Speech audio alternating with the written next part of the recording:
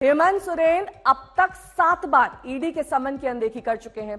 अब उन पर गिरफ्तारी की तलवार लटक रही। लिहाजा बैकअप प्लान के तौर पर खबर यह है कि हेमंत सोरेन अपनी पत्नी कल्पना को सीएम बनाने का प्लान बना रहे हैं। इसे लेकर आज झारखंड के सत्ताधारी विधायक दल की बैठक बुलाई गई है और बड़ी खबर वहां से यह आ रही है कि प्रवर्तन निदेशालय यानी कि ईडी रांची ब्रांच और राजस्थान में माइनिंग घोटाले से जुड़े मामले में 10 जगहों पर छापेमारी कर रही है। ये तमाम वो ठिकाने हैं जहां पर ईडी की छापेमारी इस वक्त चल रही है। रांची में से किया जा रहा है, वहीं राजस्थान के कई शहरों में ये छापेमारी जारी है। 10 से ज्यादा ठिकाने तो रांची में ही है जहां पर ईडी की छापेमारी चल रही है।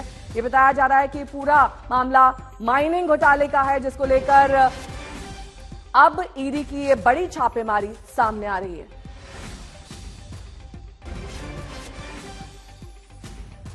सत्यजीत मेरे सहयोगी जुड़ गए हैं तमाम जानकारी के साथ। सत्यजीत, देखिए अब ये गिरफ्तारी की तलवार लटक रही है सीएम साहब पर, और ऐसे में अपनी पत्नी को सीएम बनाना ये उनका अगला प्लान है, अगली चाल है। लेकिन ये कहां तक कामयाब हो पाएगा सत्यजीत?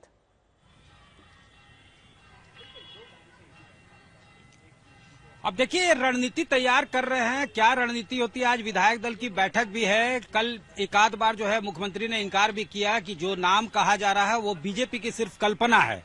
तो ये बातें भी वो कह रहे हैं। लेकिन अगर पास्ट को देखा जाए तो जो रीजनल पार्टीज हैं वो कंफर्टेबल सिर्फ अपने लोगों के ही साथ होते हैं। जिस पे वो सबसे ज्यादा कन्फाइड करते हैं उन्हीं को सत्ता जो है दिया जाता है। अगर हम आपको 2009 की बात बताएं, जब यहाँ पे पॉलिटिकल क्राइसिस हुआ था और शिबू सोरेन बतौर मुख्यमंत्री चुनाव हार गए थे, तो हर रोज एक नया नाम प्रपोज किया जाता था कि आज फलाना बनेंगे, और फिर किसी दूसरे विधायक से उसके नाम को जो है डिसमिस भी करवा दिया जाता था कि नहीं ये सूट नहीं करते हैं।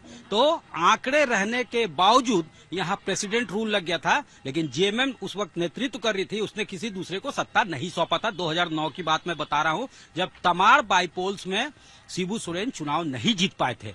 अब आपको बता दें कि सबसे ज्यादा अगर किसी पर वो कन्फाइड कर सकते हैं, सबसे ज्यादा अगर कंफर्टेबल किसी के साथ रह सकते हैं, तो वो उनकी पत्नी ही है। और उनको उनका जो एजुकेशनल बैकग्राउंड है या फिर जिस तरह से मोटिवेशनल स्पीकर वो हैं, तो हर लिहाज से वो सूट करता है। 2006 में वो भी आई गई थी हेमंत सोरेन के साथ। तो बारीकियां जो है वो जानती होंगी। एक मूवी में दिखाया गया था कि जब एक पत्रकार जो है उसको एक दिन का सीएम बनाया जाता है, तो वो उसको जब ये कहा जाता है मुख्यमंत्री की तरफ से कि मुझे 40 साल का तजुर्बा है, तो वो ये कहता है कि हम 1 साल से आपसे लड़ रहे हैं, तो हमारे पास 41 साल का तजुर्बा है।